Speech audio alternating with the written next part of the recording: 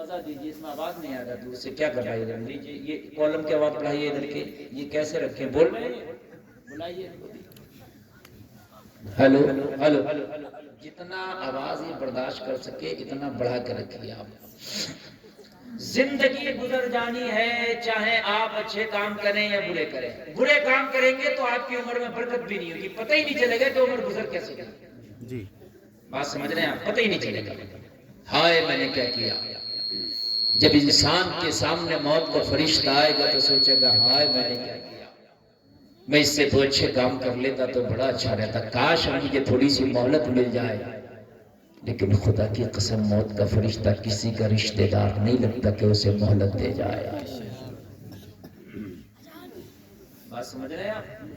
بہت سے لوگ کہتے ہیں کہ فلانی جگہ میت ہوئی یار، وہ مر گیا، پھر دوبارہ سے اس کا کفن پہنا دیا اور صاحب اس کا جنازہ بھی پڑھ دیا، وہ تو پھر زندہ ہو گیا۔ یہ ایسا کبھی نہیں ہو سکتا، مر گیا تو مر گیا، دوبارہ زندہ نہیں ہو سکتا۔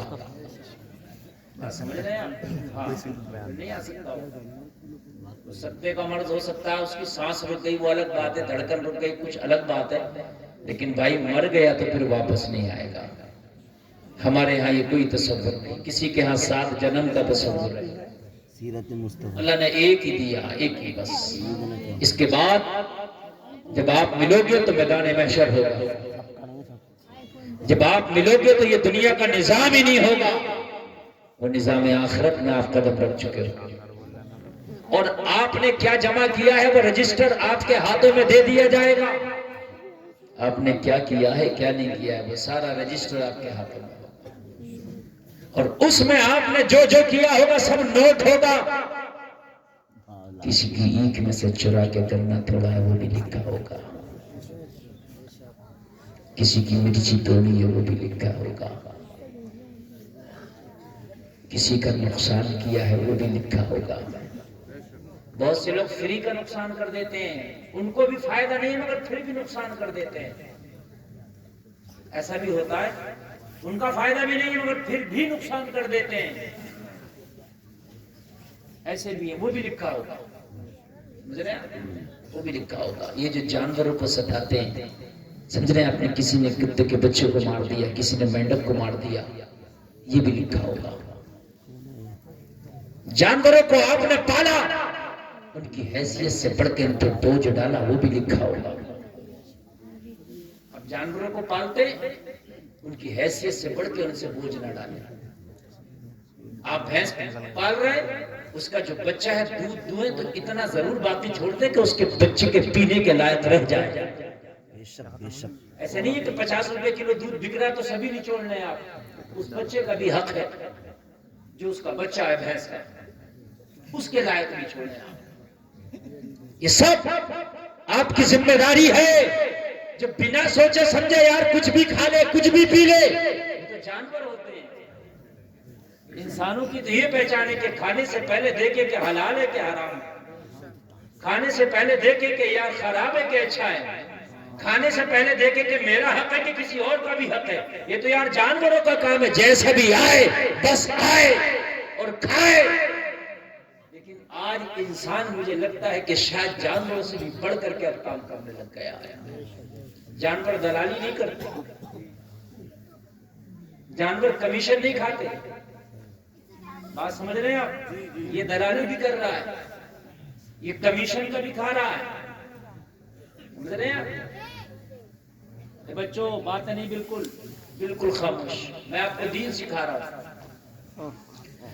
جلسے میں آنے والوں، تم نے اس نبی کا کلمہ پڑھا، اس نبی کا کلمہ پڑھا کہ جو نبی مکہ والوں کے درمیان جب اعلان نبوت کیا تو مکہ والے کہہ رہے تھے ہم کلمہ نہیں پڑھیں گے، ان کا یہ نیا دین لائے ہیں، یہ نیا مذہب لائے ہیں، ہم ان کا کلمہ نہیں پڑھیں گے۔ تو حبشہ کے بلال نے کہا تھا کہ تم نے محمد کو کبھی جھوٹ بولتے دیکھا، وعدہ خلافی کرتے دیکھا، امانت میں خیانت کرتے دیکھا؟ تو کہا یہ امانت میں خیانت بھی نہیں کرتے ہیں، وعدہ خلافی بھی نہیں کرتے، مگر پھر بھی کلمہ نہیں پڑھیں گے۔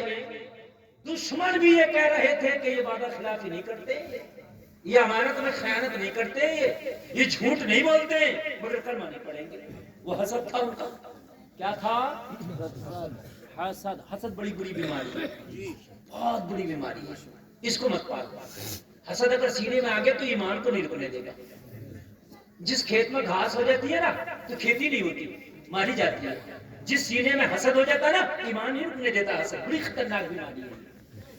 اور ایک بات بتاؤں میں آپ کو, سنیں, حضرت عمر بھی نبی کے دشمن تھے مگر کلمہ پڑھ لیا. خالد بن ولید بھی نبی کے دشمن تھے, کلمہ پڑھ لیا.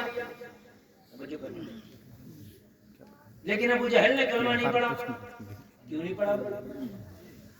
حضرت خالد بن ولید جنگ احد میں نبی کی مخالفت میں آئے, نبی کے خلاف جنگ لڑی. خالد بن ولید میں جنگ احد میں نبی کا ایک دانت شہید ہوا. حضرت خالد بن ولید نبی کے خلاف جنگ لڑنے لیکن کلمہ پڑھ لیا. حضرت عمر تلوار لے کے نکلے تھے کہ اسلام کا پودا ہی جڑ سے اکھاڑ ڈالوں گا, نبی کے سر قلم کر دوں گا معاذ اللہ, لیکن کلمہ پڑھ لیا. ابو جہل نے کلمہ کیوں نہیں پڑھا؟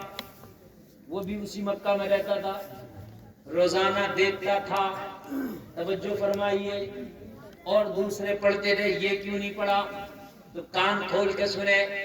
ایک ہوتا ہے دشمن, ایک ہوتا حاسد. دشمن کتنا بھی بڑا ہو وہ تمہارا دوست ہو سکتا ہے, بن سکتا ہے, لیکن حاسد کبھی تمہارا نہیں ہو سکتا. حاسد کبھی تمہارا نہیں ہو سکتا.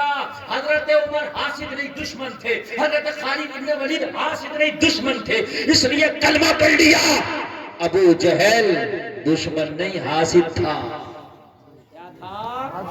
حاسد, اس لیے کلمہ نہ پڑھ سکا. حسد بڑی بڑی بیماری. آپ کیا سمجھتے ہیں کہ ابو جہل کو پتہ نہیں ہے؟ ابو جہل کو پتہ تھا. ابو جہل کو پتا تھا کہ محمد الرسول اللہ اللہ کے نبی ہے, یہ رسول ہے, پتا تھا یہ سچے بھی ہے, یہ پتا تھا, لیکن پھر بھی کلمہ نہیں پڑھا. کیوں؟ اس لیے کہ حسد تھا. او ماس والو ادھر دیکھو, ادھر کیا دیکھ رہے,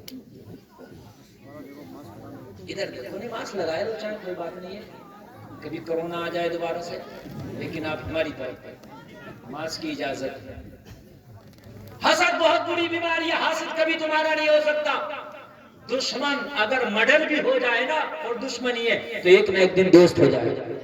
اور یہ ہم نے بھی اپنی اتنی سی زندگی میں آزما لیا. ہمارے بہت بڑے بڑے ہم نے دیکھے جو دشمن تھے وہ دوست بن گئے, لیکن حاسد ابھی جلی رہا, ابھی جلی رہا ہے. تو اس لیے اگر کوئی حاسد ہے تو سمجھ لینا یہ تمہارا کبھی نہیں ہو سکتا. بس اس کی سزا یہی کافی ہے کہ وہ جل رہا ہے, بھن رہا ہے, تپ رہا ہے, یہی اس کے لیے کافی. حاسد کبھی تمہارا نہیں ہوتا. ورنہ ابو جہل سب جانتا تھا, ابو لہب سب جانتا تھا یہ نبی ہے, یہ آخری پیغمبر ہے, سب پتا تھا, لیکن اس کے باوجود بھی کلمہ نہیں پڑا. حد یہ ہے, سنیں, ابو جہل کا حال تو یہ تھا. ایک دن نبی کے گھر کے پاس سے گزرا تو کیا دیکھا کہ نبی اپنے گھر میں قرآن کی تلاوت کر رہے ہیں. میرے مصطفیٰ اپنے گھر میں قرآن کی